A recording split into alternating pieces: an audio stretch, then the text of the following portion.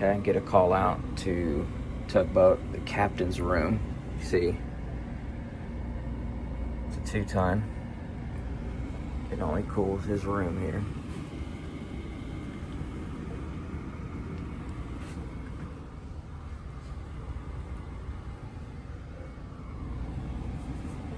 So I already put my gauges on and she's low. So it leaked out somewhere. So let's find it. All right, I already suspected that there's a leak down here.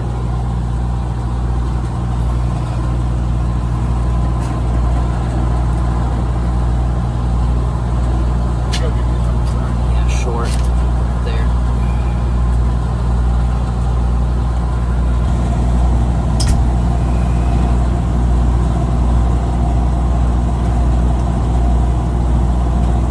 Oh yeah, I can feel it. Yeah, yeah. Can you turn this? Just hold it right there. That's fine, yeah.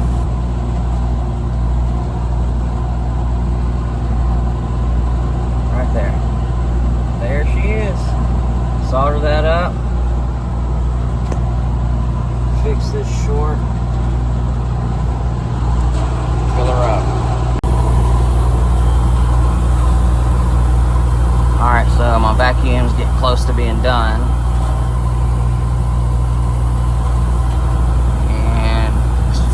410A, 3.73 pounds factory charge. So that's what I'll be weighing in. On another note, it's been that kind of week. Normally this is organized a lot better, and I preach it myself, staying organized, but man, you guys know it's crazy during the summer. They also wanted me to check these other systems. Just check the refrigerant while I'm on here. Double check, make sure everything's cooling, working right. Got a green mini split and a regular split system.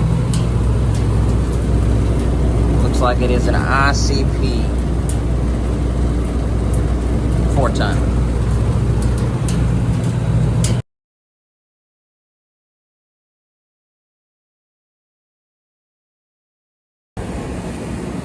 All right, today we got these mini splits. So you can see the new refrigerant A2L, they always have these red caps on them. But this is a Tugboat, and they don't want the A2L in their system. So the only option we had was to get the A2L systems. Now we're gonna recover the A2L, and then we're going to put it back in 410. Got our data tags there, 410. But yeah, so I got all my stuff up here, equipment I'm going to need. I'm going to get started. Something to also remember, when you got to recover A2L, you have to get recovery drums. Got the red mark on it, you know, specifically for A2L. They have backwards threaded fittings that you have to get that will connect to your hoses. So it's backwards thread. Righty tighty, lefty loosey. Well, that's backwards, right? Put them on your threads, they're backwards. I'll go into more detail. I'll have a video somewhere else where I'll go through the connections, how to connect it, the right way to connect it to get a proper recovery. But yeah, here we go. So along with that, we're also going to be, I got to do from the disconnect here, run my line, connect here. And then of course my communication wire, low voltage, in here as well. Got to strip the wire, both of them, and we've got, let's see, fittings here that we can use.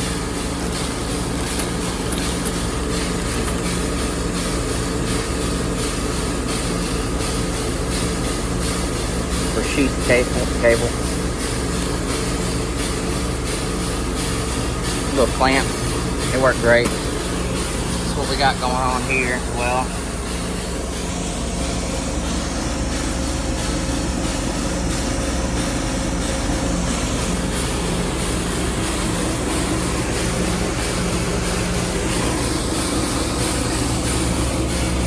Started with 25.1. We're at 28. So over 3 pounds so far. Out of this 2-ton. So what I'll do for these knockouts, a lot of times I'll just get a flathead and then hit it with a hammer. A couple good hits, they pop right out. What I do with this, take my snips and I'll mark my spot, and then I'll just start snipping this metal sheath, aluminum sheath all the way around it. And then whenever I want to come inside, you'll have a bunch of frays on the end of this wire. Here, look, I'll show you. Let's see. When you cut it, frays up like that. It's hard to mess with. Tape it up. Electrical tape. Stick it through. Tighten. Your clamp there. Holds it in there good. And our power. Got L1 black, L2 red. So L1, L2, L1 black, L2 red. And I'll use my white wire here for my ground. Got my other punch hole here. That'll be for my low voltage. Inside a mini split. We got our board up top. Here's our compressor.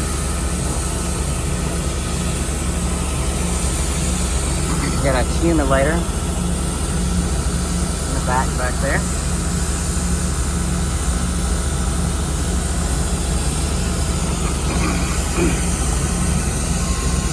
How many of you know what that is? For all heat pump.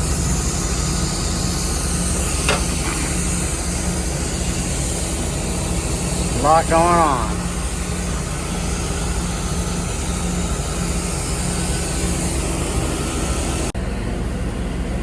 Come back on a different day on this job, and the power's off, so we got to restore all the power, turn the disconnects back on. But a quick note to remember on a lot of these mini splits, and this is a carrier, each time after powering on, the outdoor unit will be initialized for 10 minutes before it starts to run. So don't freak out. You get it started up, 5 minutes done went by and nothing's happened, give it 10 minutes. So this is where we're at. We're going to continue to add in refrigerant. You can see it's already